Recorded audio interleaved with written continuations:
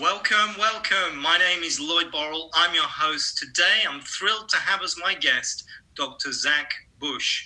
Dr. Zach is one of the few triple board certified physicians in the US with expertise in internal medicine, endocrinology, and metabolism, and hospice and palliative care. His education efforts provide a grassroots foundation from which we can launch change in legislative decisions, ultimately shifting consumer behavior to bring about radical change in the mega industries of big farming, big pharma, and Western medicine.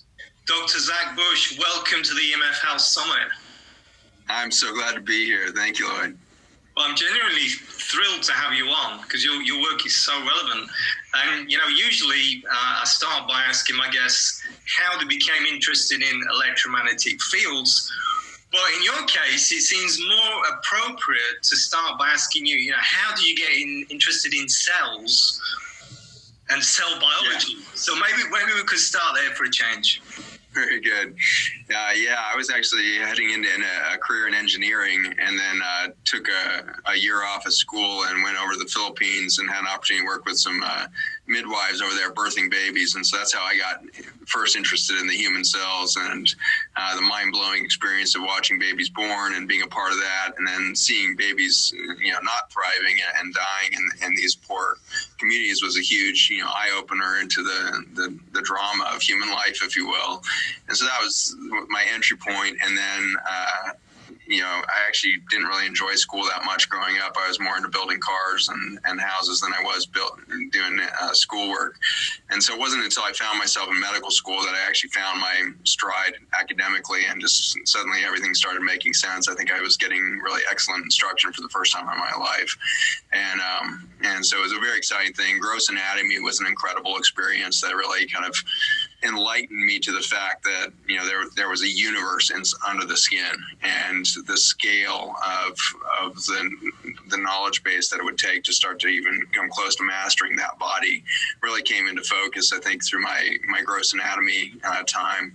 And that got me intrigued about the potential for communication between the systems. When you think of a fetus growing, you've got this single cell. It actually life starts in a cell that's similar to a cancer cell in the sense that there's no differentiation. It just starts replicating itself. There's no liver, there's no kidney, there's no brain. It's just a single cell replicating like a tumor. And then suddenly around the 250 cell division mark, the human body suddenly starts to differentiate, and suddenly a cell somehow knows that it's going to become a spinal cord or a brain or a kidney or a liver. That was magical to me, and I think remains to this day for most doctors and scientists a black box scientifically. Like, how in the hell does a single cell really do what it does to become a 70 trillion celled organism that functions in such incredible coordination? So that was my slippery slope, and in some ways that ties right into our communication that we can talk about around the EMF thing, which is the much of the EMF concerns these days around cell phones. But interestingly, cell phones are built on wireless communication, which is now a very good description of the biochemistry and cell biology that I do, which is really studying how does one cell talk to a distant cell without a neurologic system, without a neuron or some other mechanism in between. And so that's become one of my areas of passion and expertise is how does information travel through the human body and its complexity, and how has that gone awry? We see a chronic disease burden that's never been witnessed in human history hitting all of the industrial nations of the world. And so we see this enormous collapse of human health, and that fundamentally has to have something to do with this cell-cell communication because it's affecting so many different organ systems simultaneously. We saw an uptick, vertical rise in cancer, heart disease, the neurologic conditions, the autism to Alzheimer's to Parkinson's, all these conditions all started to go and increase their mortality, over the course of the 1990s and 2000s. And so, that's kind of my background and kind of the slippery slope of intellectual pursuit that got me to the point where I am today, if that makes some sense. Yeah. So it's all about the cell, clearly. And I love what you say there. Each cell is a universe into itself, and it is very intriguing. And what you're saying is very intriguing, and I find it very intriguing too. I've looked into this also, but not nearly as much depth as you.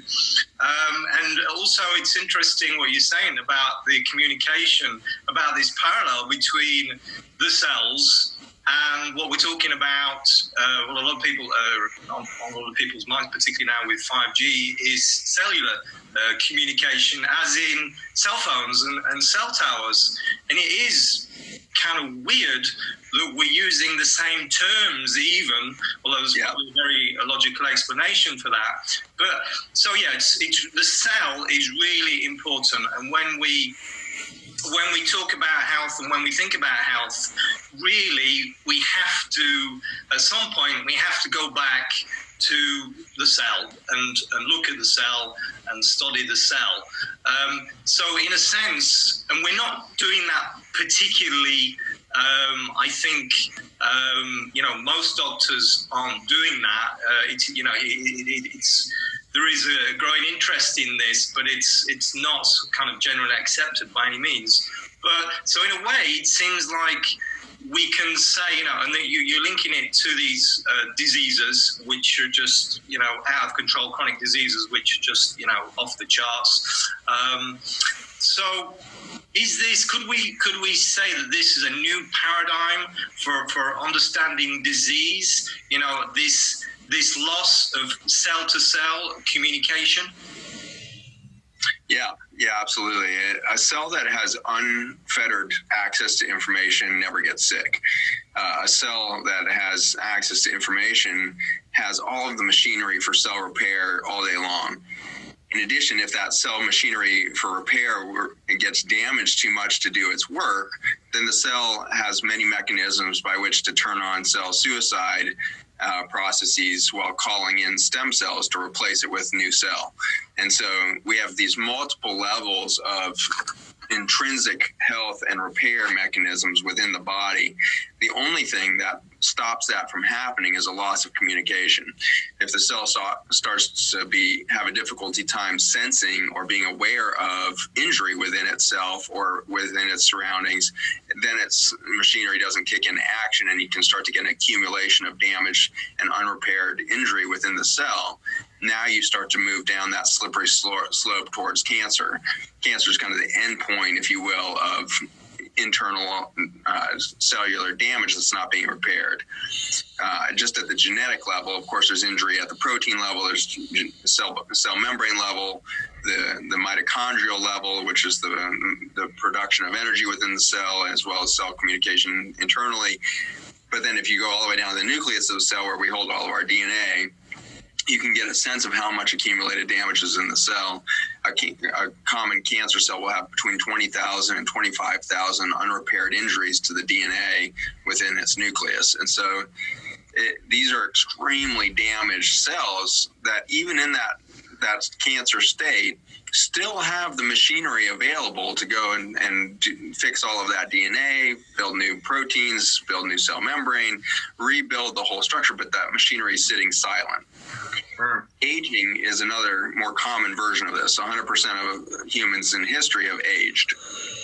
The aging process is one in which you have this steady loss of cell-cell communication and intracellular within the cell communication, and so you get that accumulation of damage. And so skin cells stop regenerating, skin cells stop repairing the elastin, which is the stretchy part. It stops laying down collagen, and so we get wrinkles and we get baggy skin, and all of this is signs and symptoms of first cell-cell communication loss, and then subsequently dehydration and loss of energy production from the mitochondria. So those are kind of the three pieces of aging, and it all ties into ultimately this awareness of the cell. A cell that's plugged into that wireless network, all the cell phone towers are up and running, that person's never going to get sick. And you see this in your environment, right? You know people who never get the flu, or never, they cruise through the wintertime, never get a sniffle. And then the guy at the desk next to him at work is always got chronic draining sinuses, and anybody comes in sick, that guy's going to get it, And so we can just see in even our micro day-to-day lives that there's vast difference in the resilience of the biology from person to person based on ultimately how connected are they to this inherent intrinsic repair system up and running. And how efficiently and effectively that is running. And so that leads to the question of, where do electromagnetic fields fit into this picture? What these man-made, electromagnetic fields generally in the cell, perhaps you could speak to that. And then this aspect of these man-made frequencies, where that fits in, what they're doing. Yeah. The reason I think that one of the main reasons that EMFs have not been studied in mainland's area of science is because it's a jump out of cell biology into biophysics. Doctors suck at physics. That's why they become doctors. If they were good at math, they would go be engineers and make more money or something. But doctors are inherently better at the soft sciences than they are at the hard sciences typically, and so that kind of picks our career path. There's obviously exceptions to that, but as a general, so now you have a field of highly educated individuals who are all thinking in the soft sciences, and these hard mathematicians and physicists over there, they talk in quantum physics and all this stuff, and that just sounds like gobbledygook to the typical medical doctor's brain. And so for us, it's difficult for us to perceive how could a frequency generating thing like a radio frequency or a microwave frequency coming out of a cell phone have any relationship to this very Newtonian kind of belief system that we have about the human cell. It's these big kind of machines that run, and you can go and look at a mitochondria under the microscope, or you can look at a cell membrane and say, here are the components, and here's a damaged component, and we can replace that. Or, so we live in a very concrete belief system in cell biology. And that's why cell biology has been so limited historically, is because ultimately we are not solid. We are actually all vacuum space, right? And so if you look at the real physics of a cell, well, it's not made of, the body's not made of cells, it's made of molecules, and those molecules are ultimately made of atoms, and the atoms are made of protons and electrons, and mostly vacuum space. And so the atoms by which we are built are 99.999% vacuum space, 0.001% solid. And so by nature, everything around you, your body, the table you're sitting at, all of that stuff that looks solid is 0.001% solid, 99.999% frequency. It's electromagnetic frequency that's resonating in that vacuum space that defines what the solid looks like. The reason the table looks different than the back of your hand is because the vacuum space is vibrating. It has a different frequency resonance, and so it's structuring the 0.01% of it differently. And that gives us this perception of solidity, and it gives us a perception of uniqueness in our fabric. But in reality, everything from a leaf to a crystal to the desk you're sitting at, to your hand, to your liver, all of that is made from an identical fabric at the vacuum space level. It's all electromagnetic field resonance. So in that way, this is where the cell phones, Wi-Fi routers, Bluetooth, all of this wireless communication that we're now surrounded ourselves with in the last 20 years becomes concerning, of like, wow, if we're all vacuum space and we're more atomic frequency resonance than we are solid, what does that mean for the biology? And we're just starting to wrap our heads around this.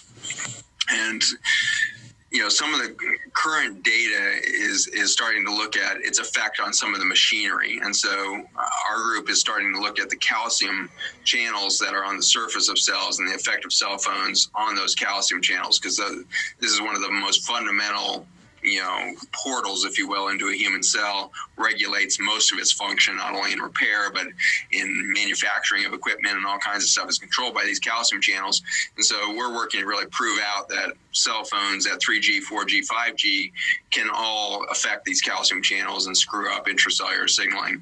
So that's like one avenue, but that's just like a micro piece of it. The other side of our research, where we really began this journey, was looking at the extracellular matrix, which is the scaffolding, if you will, or that connects cells and holds cells in coherent structure. You can imagine, your house, for example, being suddenly stripped of the framework within the walls.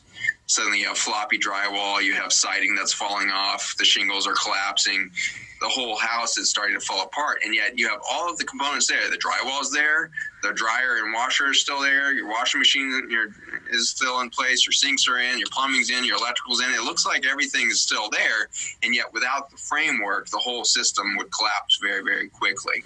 That's the extracellular matrix effect on the human body. If we were to strip away your extracellular matrix, the cells would collapse. They would be unable to hold themselves up. But more importantly, it gets back to this communication piece, is if we destroy the extracellular matrix, we lose the fiber optic cables from one cell to the next. And this is a big deal. The fiber optic cables are called gap junctions. Gap junctions sit behind the tight junction barrier system. So tight junctions are kind of the Velcro, dynamic Velcro system that allows material to pass between cells to enter the body, for example. So your gut is your largest exposure to the outside world. It covers 2 tennis courts in surface area. It's made of billions of these little tiny cells that are all laced together by tight junctions to make one coherent membrane or carpet, if you will. And then that's supposed to intelligently keep stuff out or allow stuff in. You want nutrients to come in, you want water to come in, but you want the chemicals and heavy metals and other junk to stay out. That intelligent barrier system is held together by tight junctions, and so that's the gatekeeper. But sitting behind that Velcro is the fiber optic cable system in these gap junctions. If under electron microscopy, they look like cables. You've seen a cable, it's maybe an inch around, but it's made of thousands and thousands of tiny thread-like steel pieces. Well, in contrast to a cable, if you look at a gap junction, if you keep zooming in under electron microscopy, you find out that every one of those threads is hollow and is actually a tube that has a light aperture at the end of every single tube. That's mind-blowing. These are down at like fractions of a human hair. So you're down, these cables that run between your cells are like a 10th to 100th of the scale of the width of a human hair. So these are tiny, tiny microscopic fibrils that are passing light energy from one cell to the next, which makes sense because ultimately you need self-identity at the cell level to be coherent, whether you're in the liver, the kidney, the brain. All of those cells, while having much different structure and function, have to be resonating to, in my case, Zach. I need to wake up every day and every single cell needs to know it's part of Zach and it's in conjunction with 70 trillion other cells to make me work for me. I've never woken up and been like, oh, I'm Lloyd. It just doesn't happen, like we have this intrinsic, cellular identity that is, I think, dictated by this fiber optic system that's resonating, passing light energy so that everybody is in coherent resonance. We now have a lot of chemicals in our environment. The most common one now in our food chain and water system is Roundup or glyphosate. Glyphosate is the active ingredient in that Roundup weed killer that's on the shelf of every Home Depot and Lowe's and Home Improvement Center. It is on the vast majority of consumer shelves and garages throughout the world. That chemical breaks the extracellular matrix up. And so this has been an area of expertise for our lab, is studying the effect of these Roundup chemicals on the cellular matrix. To find out that we've added to our food and water system a chemical that destroys that is kind of distressing, especially when simultaneously in human history, we add 3G, then 4G, then 5G communication. Now we're lysing the communication network within my system and adding exogenous frequency resonance that's not me to my body. That's my big concern. If we just had one or the other, we might not be as bad off, but we did them both at the same time. We screwed up the extracellular matrix in the fiber optic cable system and then bombarded the cells with outside information and frequency resonance, which changes water structure. Water is this incredible quantum physics molecule that is the translator between biophysics and cell biology. And when water structure changes, it changes the hydration capacity of the inside of the cell, which changes the ability of the cell to detox, which leads to more and more accumulation of injury within the cell. It slows down metabolism. We would see, if I'm right that all of this stuff would happen under the force of Roundup chemicals and cell phone towers, then we should see an enormous amount of chronic disease crop up in the form of autoimmune disease, where our immune system starts to get confused about who we are. Instead of just attacking the outside world, we start to attack our own body as if it was foreign. Some 25% of young girls at age 12 in the United States already have antibodies to their own thyroid gland. 25%. So 1 in 4 girls already destroying her own body out of confusion of who is she, what's outside, what's inside. That's pure evidence right there that we are destroying these barrier systems of self-identity, and we're bombarding the system with confusion of signaling at both, which ultimately has to get down to the atomic level. It can't be that, we just screwed up a cell at the mechanical part and therefore we have thyroid disease. No, it has to be down, because we're made of atoms, not cells, down in the atomic structure, the 99.99%, the frequency resonance of our electromagnetic field is getting screwed up by our current environment. Not just cell phones, but the chemical environment, the food environment, the water environment, all of this compounding to the perfect storm. Yeah, the perfect storm. We've talked with the previous guests. We've talked about the perfect storm. We always seem to be coming back to that. And different experts have got different views on what's the most important element of this perfect storm, but everybody seems to be pretty much agreed that EMFs are a big part, or they're a part of this perfect storm. Some people are saying they're a big part of it. I know there's a paper by Stephen Genoy, I believe it's called, who was saying that when you've got all these toxins and then you add EMFs into it, then we get this kind of synergistic effect where all these chemical, it's an explosion of non-beneficial effects. Yeah, it's an explosion. It's just a massive explosion, very detrimental to our health. So you said a lot there, obviously, and it's interesting, So yeah, obviously the Newtonian mechanical model, that's out the window. It's finished, and we're still, most doctors, and the medical establishment, that's what's accepted, but it clearly just doesn't. And it's totally screwing up the progress, right? Because you're right that the Newtonian model is theoretically out the window. We can prove that it's not accurate, it's not complete. But the problem is funding in the United States in particular. 99% of our funding goes into chronic disease management and chronic disease treatments rather than what is the fabric of health.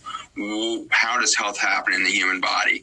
What is a healthy human body at its fabric level? There's no research being done there because it's not being funded, not because it's not interesting. It's fascinating. It's the most compelling stuff I've ever done. But I had to create enough companies and enough, profit centers to be able to fund back our own lab. So we have our own lab now that's internally funded that allows us to ask all kinds of interesting questions. But I didn't have that luxury in 17 years of academia. I could never ask any question I wanted. I had to ask questions that were compelling in an area that could get funded. And so the funding is channeled obviously all by the pharmaceutical and hospital industries. And so if you can't tie yourself to the profit margins, you can't get the money, you can't do the research. And so that has been the roadblock to progress in the United States. And so this is why, a lot of people think, well, EMF and, for that matter, chemical exposure, Roundup, all that science must be, kind of bunk science, or it must be, conspiracy theory. Because if all of it was that toxic, then certainly the universities would have figured that out by now. And the answer is no, they won't. They can't figure it out because they're not getting paid to figure it out. And so they can't. How could they possibly do it? There's a perception that universities are all publicly funded and have all this money. There's no publicly funded money flowing in any area of wellness. All of the public money is through the National Institutes of Health in the United States, which is all disease-based, to the degree that the NIH is actually broken into different sectors. And so there's the NIDDK, which is just the section of the National Institutes of Diabetes and Kidney Disease. And so you've got this sector within it. And so I had to put a lot of my research in there, but some of my research didn't fit into the NIDDK. And so then I was reaching over to another segment of the NIH to try to get funding over there, but they're all disease-based. They even define themselves as disease management funding sites.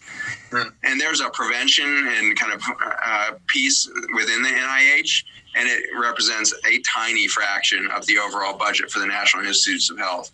And none of it is really going towards basic science of prevention. It's going towards public health, education things and things like that, but it's not going to what at the fabric level is human health coming out of. So we're broken at a funding level, and therefore we've got to stop, hoping and expecting that academia is going to solve the problem. And we need to start as consumers trusting third-party watchdog organizations to say, hey, we've got a problem here, and we need to educate the consumer as to why that's a problem and prove it out. And so we need to really get that whole thing functioning. And so we're building an IT platform right now. One of my companies is a software company. We're building an IT platform where we can connect private monies to those private interest development environments so that, somebody with a good idea on how to not only diagnose EMF toxicity, but then ameliorate and fix that problem in the human cell, that needs to get funded. And we have a lot of people now, millions of people in the United States and worldwide, that have already diagnosed and recognized in themselves that they are EMF sensitive. Migraine syndromes, chronic fatigue, chronic pain syndrome, all of these, kind of ubiquitous now conditions that were never even described in the medical literature in the 1980s have now become ubiquitous and now are kind of the leading causes of complaints in any primary care office and anywhere in the developed world. I had never heard of chronic fatigue syndrome in the early 1990s when I was training, and certainly fibromyalgia wasn't part of the picture at that point. It was just way, way different in 1990 than it is today. So, I think that's part of the reality that you're helping push the ball uphill is we need these podcasts, we need these things to start the motion going, but then we need to create funding environments to prove the science out. We can prove on a populations that we're getting sicker. Now in our lab, we're really working to prove out this is what happens to a single human cell when it's exposed to these electromagnetic fields. And this is why, this is the smoking gun, if you will, to why we're seeing population health collapse. Yeah. And it's like the world is really not what it seems, because wherever you look, and a lot of these, because as you're saying, because we're not getting the science, the studies are not being done because of this funding problem. And so the information which is out there is not the right information. It's out-of-date information. It's just completely wrong. So we do need to get this information out. But I want to talk to you because you mentioned about voltage-gated calcium channels, which we've talked about a lot too. Dr. Martin Paul's work, obviously. But there's another aspect of how, what EMFs, this impact that EMFs have on our health. And that's with, as I understand it, the what we call the microbiome, and how perhaps EMFs, these electromagnetic fields, these non-native, from cell phones and Wi-Fi and smart meters and all the rest of it, how they're perhaps disrupting this bacterial communication. So perhaps if you could, because it is perhaps not very easy for everybody who's watching, it's quite complex. So perhaps you could just start explaining what the microbiome is, and then how EMFs perhaps are affecting that. So the microbiome is a term that's come out over the last 10 years to describe the ecosystem of non-human cells that live within you and on you. And so the realization now is that for every human cell, there are 10 bacteria that live in, on, or around you. And so that's a pretty astonishing number. That's 1.4 quadrillion organisms. And so you have 50 to 70 trillion cells. There's 1.5 quadrillion bacteria roughly. So you've got this massive, massive ecosystem that scales way larger than the humans. And that's just talking about the bacteria. We look at the parasites, we have even a bigger kingdom there. So in the world of the bacteria, we probably have somewhere around 20 to 40,000 species that would be pertinent to human health.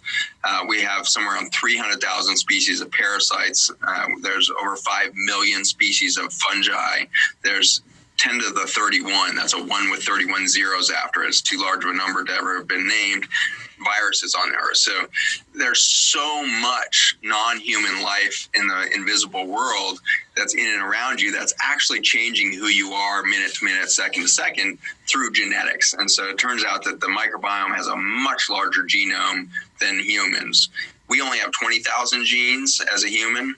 The viruses, for example, we don't even know how many of the viruses have yet, but the fungi, 5 million species of fungi have 125 trillion genes.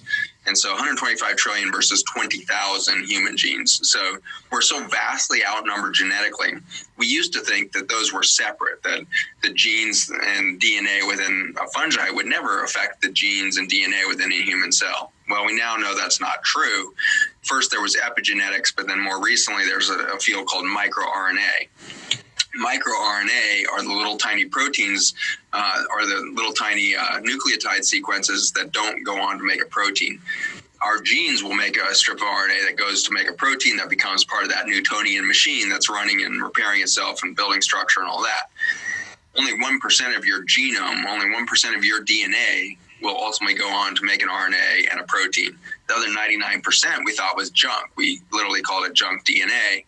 And then we find out a few years ago that, in fact, that's making these microRNA. And the microRNA are another communication network, this time between the genes rather than through the biochemistry. The microRNA can leave a cell, go into the bloodstream, can be excreted in our saliva, in our urine, can be secreted in the stool, can be secreted, in fact, in our breath.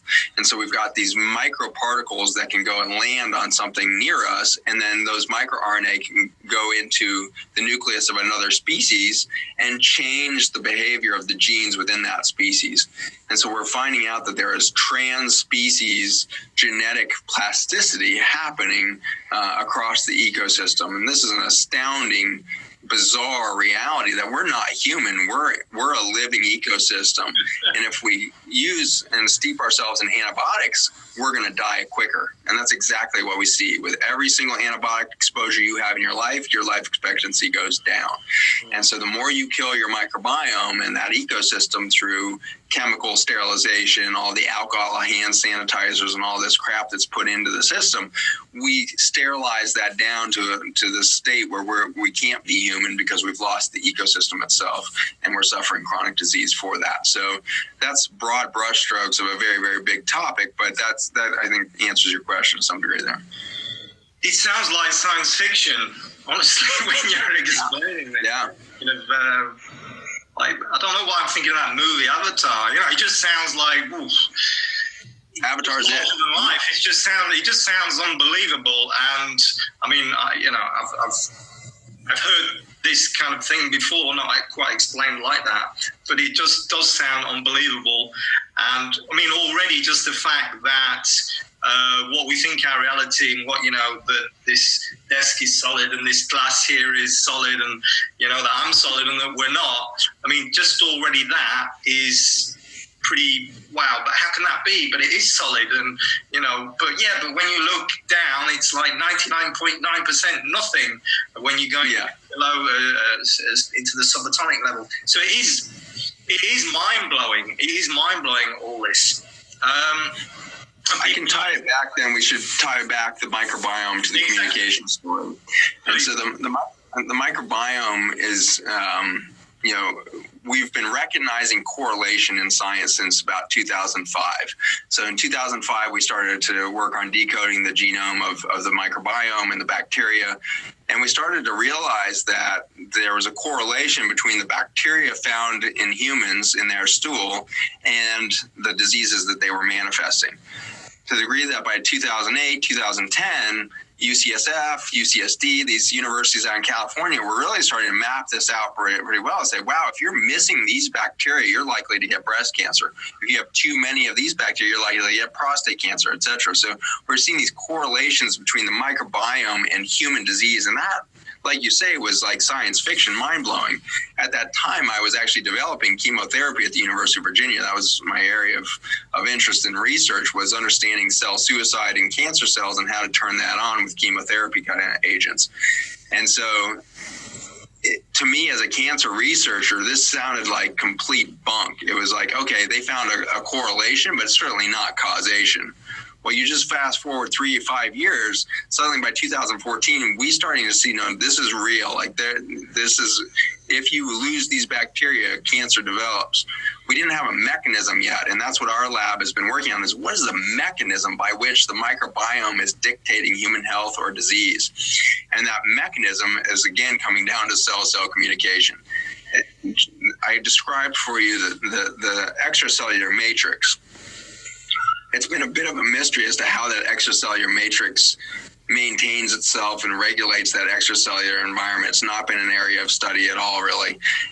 Whereas inside the cell, my research and many labs around the world for the last couple of decades have been focused on the mitochondria. The mitochondria look like bacteria, actually.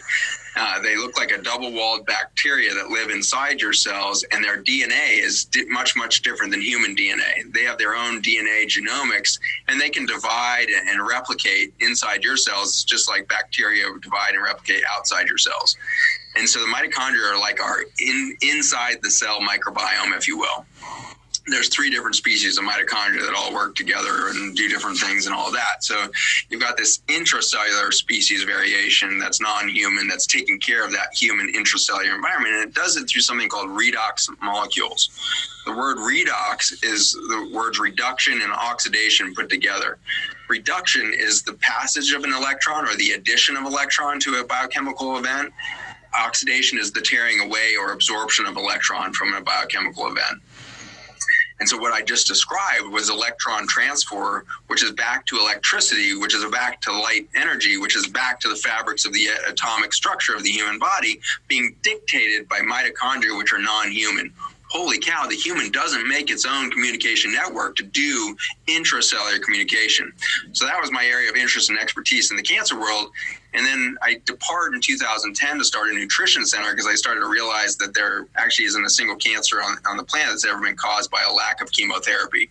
And so with that realization, it's like, oh, maybe I'm kind of going down the wrong angle here. We have a cancer epidemic which can't be caused by a lack of chemotherapy. So maybe it's a lack of something else, maybe a lack of nutrition. And so that was kind of my slippery slope towards exiting academia, starting a nutrition center, which got me studying nutrition for the first time in my life, which ultimately got me studying plants, which got me studying soil, and that got me studying microbiome. And that kind of closed the loop because we found these molecules in soil that looked like big macro versions of the redox molecules from the mitochondria. And that was the aha moment, is that bacteria and fungi don't have mitochondria, but would need, obviously, a communication network to coordinate an ecosystem of 40,000 different species of bacteria and 5 million species of fungi all working together. They have to communicate through a redox signaling environment. And so we discovered a family of molecules that exist in your human gut and in soil and all these organic environments to ignite this communication network. And it should have been obvious at the time, but it was shocking when we discovered it under the microscope that communication network from bacteria and fungi was dictating the production of the extracellular matrix from the human cell. And it makes sense. You've got bacteria and fungi living outside of the human cell, maintaining and dictating and recognizing what needs to be built in that extracellular environment. And then you've got mitochondria, the other microbiome, if you will, inside the cell, dictating what gets repaired and functioned and produced inside the human cell. And so now we've even proven that the bacteria and the fungi through this communication network can talk directly to the mitochondria. So holy cow, isn't that beautiful? You've got all of this ecosystem outside of you, talking to all of this ecosystem inside of you, coordinating human health, which means you are on purpose.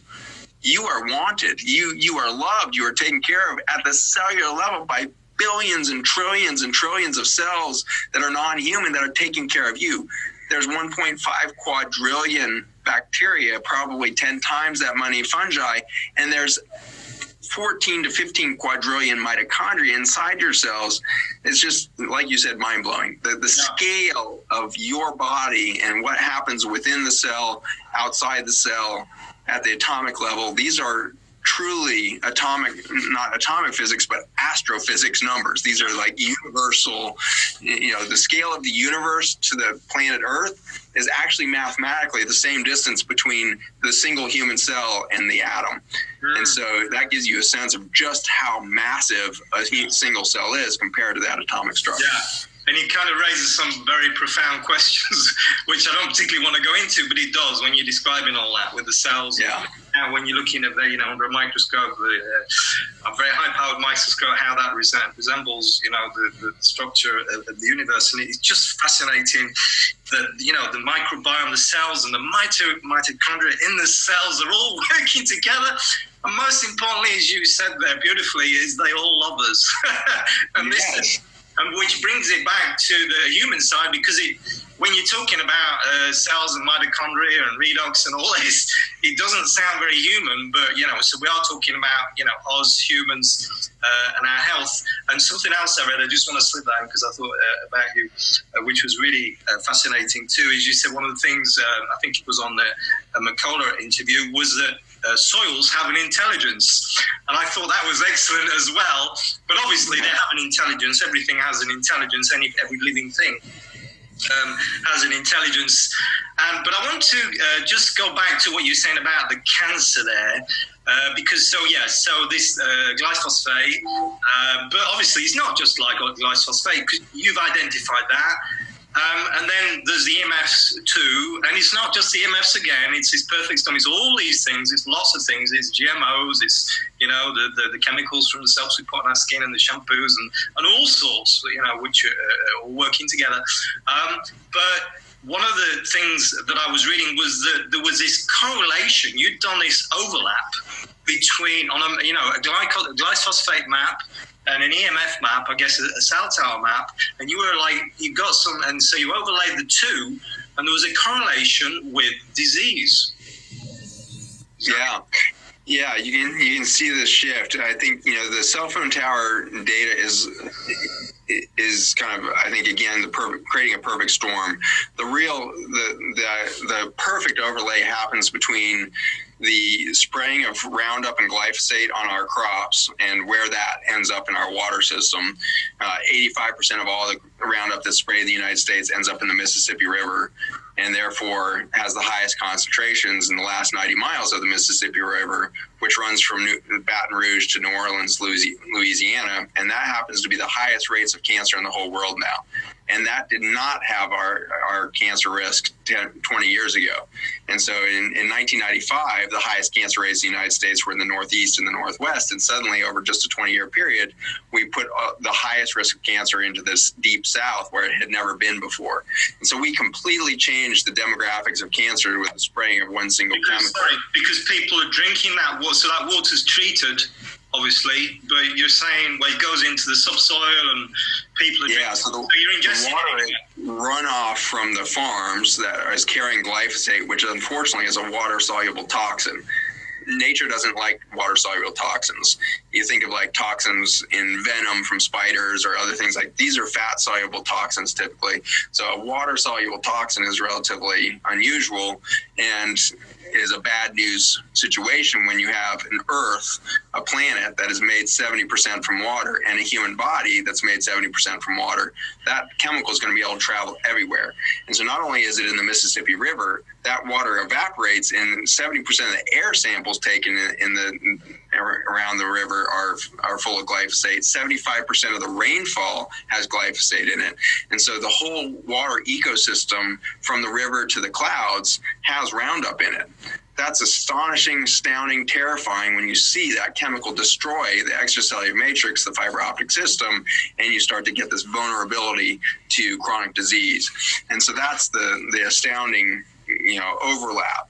Now what you can do is you can overlap the cell phone towers with that map, and you can see that in the city centers, you're gonna double down on the potential damage. And so this is, I think, where our inner city population gets hammered. Is our rural culture, I think, is more damaged by agricultural toxicity in our inner city environment, especially as we go to 5G.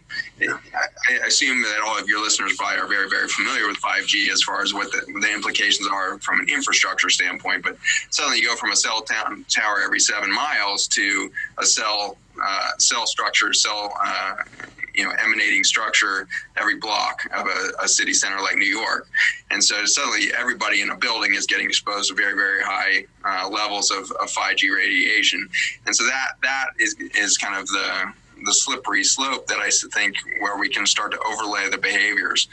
But it goes beyond that, interestingly, too. When we start to think about the microbiome, if you overlay the map of physicians' number of prescriptions of antibiotics to their customers, you can see, again, a perfect correlation between cancer death and the number of prescriptions of antibiotics. And so the more antibiotics we prescribe, the more people die of cancer in that state. Crazy world. Yeah. So let's talk about solutions. Let's try to be a little bit more optimistic, because there is optimism. Obviously, and that's why you're doing this work, because you're looking for solutions, working on solutions, and there are solutions. And as I understand it, you treat people with electrical hypersensitivity, or people that have this electromagnetic field sensitivity. So can I ask you, what is your protocol? Perhaps firstly, in terms of what I call direct EMF protection, in terms of perhaps shielding meters or tips that you give them with regard to these electromagnetic field emitting devices. Perfect. Yeah. So in our clinic, my clinic is called the M Clinic. It's in Charlottesville, Virginia, and we're building a network of these clinics across the country now. And the clinic model is very much like you would picture a regenerative agricultural biodynamic farm. If you want to grow healthy plants for the consumer, you got to grow healthy soil. That's now our realization on the human side, is if you want a healthy human, you've got to go and rebuild the organic soil within and around that human, which means you need to rebuild the biochemistry of the microbiome. And so that's where we've been for the last 5 years. We've been doing science and bringing to market solutions around this microbiome communication network that we kind of uncovered in 2012. And so we've been working on understanding the role, not of the bacteria per se, or the fungi, but their communication network on regenerating and rejuvenating this organic environment for our cells to stew in and live within. And the exciting thing that we are seeing again and again under the microscope is that with enough information from the microbiome, the human cell knows exactly how to repair the extracellular matrix despite the damage of Roundup and other chemicals and pharmaceuticals. We've shown that we can reverse and prevent that damage by just getting the microbiome back into the human system. So the extraordinary message here is that Mother Nature is more full of grace than we could possibly imagine. Here we are killing Mother Nature with every technology that seems to come out, and yet her solutions are bigger than the problems we create if we allow them back in. And so it's recognizing Mother Nature's miracles and recognizing Mother Nature's gifts that is allowing our clinics to really become, cutting edge outcomes in a lot of different conditions, because we stop treating the diseases. In my clinic, we don't care if you come in with acne or cancer, we're going to do the same thing. We're going to go rebuild your soil. Because if you have healthy soil, it's going to create healthy communication for an extracellular matrix that's intact. And you get an extracellular matrix intact, your fiber optic cables work, you're communicating across cell membranes. All of the machinery that we're talking about in the Newtonian world suddenly turns on, and you repair yourself. You don't need a doctor, you don't need a drug, you don't need anything. You just repair.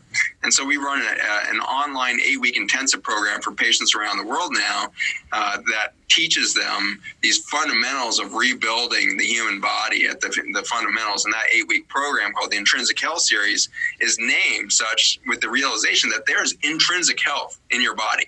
It does not come from a pill. It doesn't come from a bottle. Everything that we do from a supplement standpoint, if it's not supporting that intrinsic health, then we're wasting our time.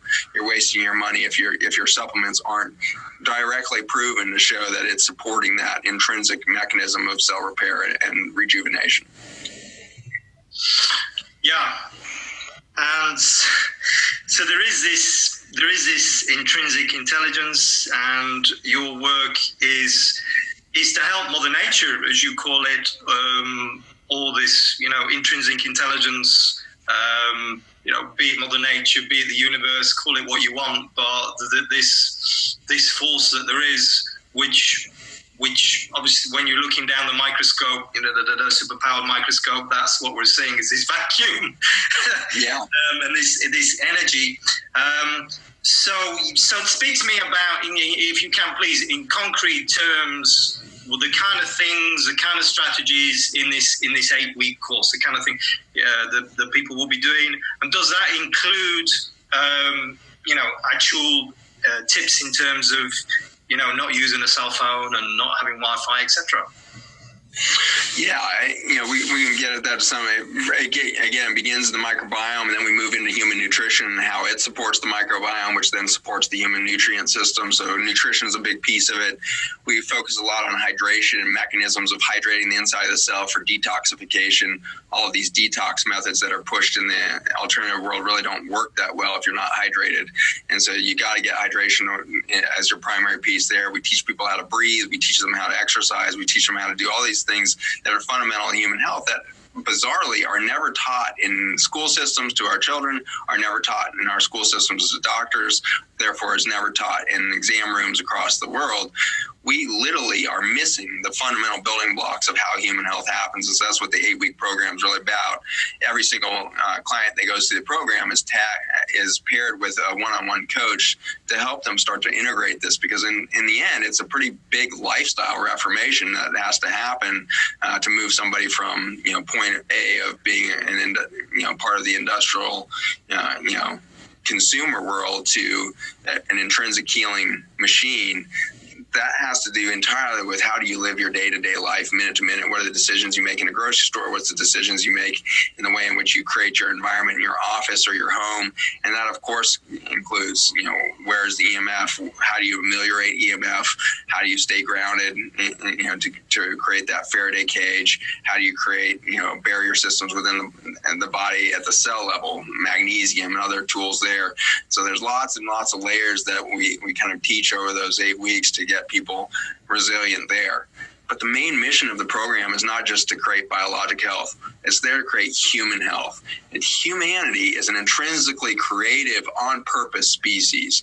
We are not happy just doing what every other human does. The unique thing about our species, much different than if you look at antelopes or lions or any other species in the macro mammal world out there, they all do the same thing. They all hunt the same way. They eat the same way. They all perform the same function within the environment. The bizarre thing about humans is we all showed up here to do something different. I do something very unique to my children or my spouse or to my coworkers. I am so super hyper specialized at every level. And that makes us very unique as a species. And so this is actually what the 8-week intensive program is about, is let's get the biology working so well that you're no longer spending 99% of your energy on repair, and you can start putting 99% of your energy into being on purpose. What are you here to do? What is the creativity that's supposed to flow out of you from your unique perspective within this human tapestry? What are you here to do? How can we invigorate that? And that's where these one-on-one coaches are just so empowering. That's the word I was coming to. We just said at the end there, empowering. So it's about empowering people. And the microbiome is at the center of this. But then it's like just because people listening to you at the beginning, then it does sound incredibly complicated when you're talking about the mitochondria and this extracellular matrix and the cells and all this. Yeah. But then when you actually get down to but what do we do? What do we do about it? What are the solutions? Well, actually, the solutions in the main are just kind of everyday things in large part. Yeah. And one of the things, for a large part, blindingly obvious. Blindingly obvious. But it seems as though we need to go through this whole understanding, breaking it down, looking under the high-powered microscope again, looking at the cells and marveling at what there is there, this nothingness of what there is there, to get back to some very kind of basic health advice, really. And maybe I'm overstating it a little bit. No, you're not at all. You're not at all. And I think, there's reason for that as well. I mean, number one, humans are very analytical beings. And so there's part of that knowingness that's important for us. But further than that, you can't really find the solution until you know the problem. And so I think that's a lot of why we have had to break it down to its fundamentals and really explore the atomic physics and the biophysics and the cell biology and the biochemistry. All of that has just been to define the playing field of what human health looks like so that we can start to foster support systems for it. And nutrition is a good example of this. You would think that since every single human being on earth has to eat to survive, we would know a hell of a lot about eating and nutrition. Well, we know absolutely nothing about eating and nutrition. That's why you can go online and find 32 conflicting diets that all say you're going to die if you don't do this nutrition. And yet they all disagree and they're all flying in the face of each other. Like, that's how confused we are on the very basics of human health. We don't even know how to eat. Then you look at hydration, you would think, my God, water is more important than food. We can't survive for more than a week, maybe 4 or 5 days without water. We don't even know how to drink water such that it would actually get inside a human cell. We end up peeing out the vast majority of water that we consume before it ever touches the inside of a human cell to actually do its work. And so it's taken me as a physician and scientist these years to untangle all of the minutia to realize, oh my God, the reason why we're so sick is we are not doing a single thing right. We literally don't walk correctly. We don't breathe correctly. We don't exercise correctly. We don't hydrate correctly. We don't eat correctly. We are literally idiots on the level of life. When it comes to human life, human health, we do not know what that looks like as physicians and scientists and consumers.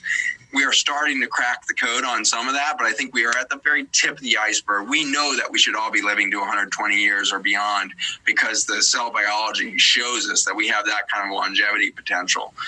It's clear that we are scratching the potential of human life, which means that we're scratching the potential of human consciousness, which has to be the truth. Because if you look at our political policies, our political behavior these days, it's so disgusting. It's so broken. It's so dark, ultimately. And we are in such conflict as a species. You don't see conflict like this in any other part of the universe.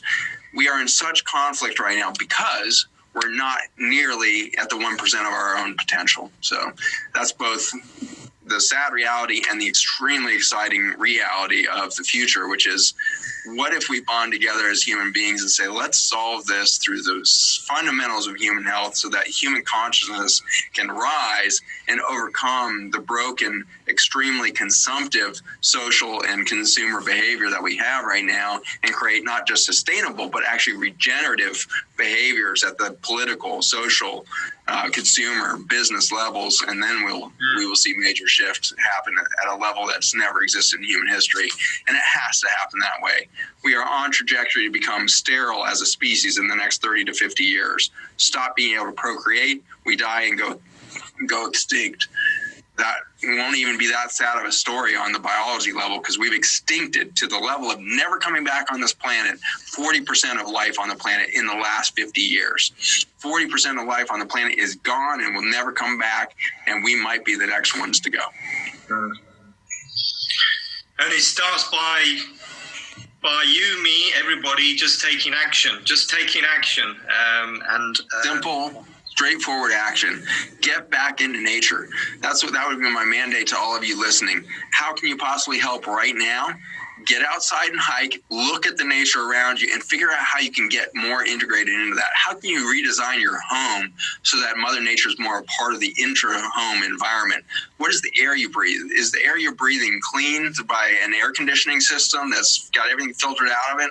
Or do you have windows open? Are you breathing the outside world? When you jump in your car, are you breathing off-gassing plastic, or are your windows down? Are you breathing the outside world? These are just fundamentally basic things. When you put something on your plate, was any of that grown in your backyard? If not, it needs to be. Have you touched a plant recently? Have you had your shoes off and walked in grass recently? Have you experienced the joy of running down a hillside of grass and wildflowers recently? These are the fundamental joys that most of us are lacking. And if you start doing that, you will change the course of humanity. Just do those little things with me and with all of us, and we are going to change it. It's inevitable. Once you start to plug into nature, once you start to get healthier, once you actually feel younger next year than you did 10 years ago, that changes the equation in your head. Because right now we are in a consumer behavior because it's like, well, we're all going to die anyways. Everybody's dying of cancer anyways, so I might as well smoke, drink, and be happy.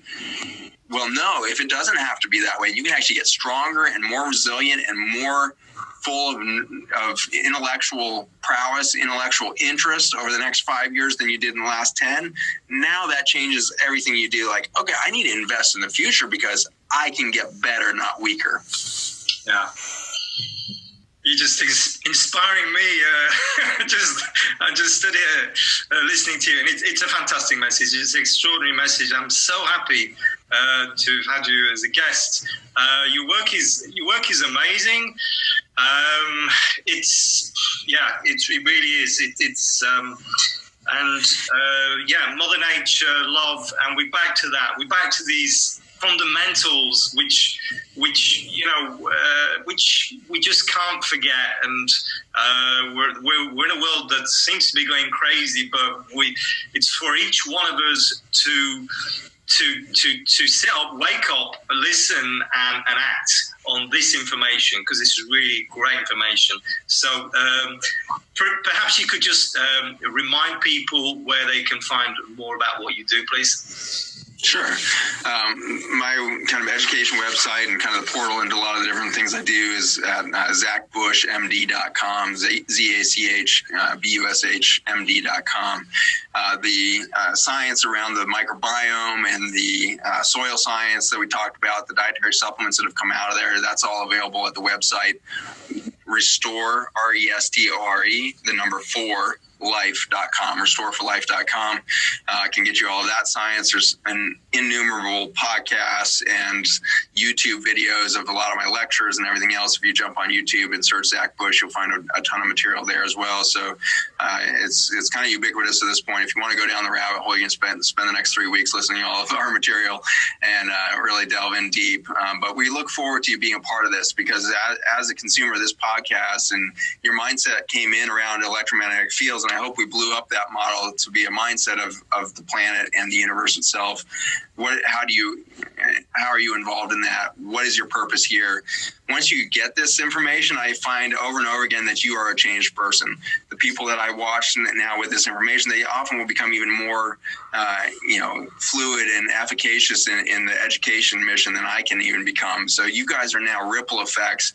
I trust that the truths that you've heard today are almost like those things that at tomorrow's dinner party or around the water cooler tomorrow, you can't help but start to talk about it. Like you just learned something mind-blowing. You can't help but start to share that with your family, friends, coworkers, etc.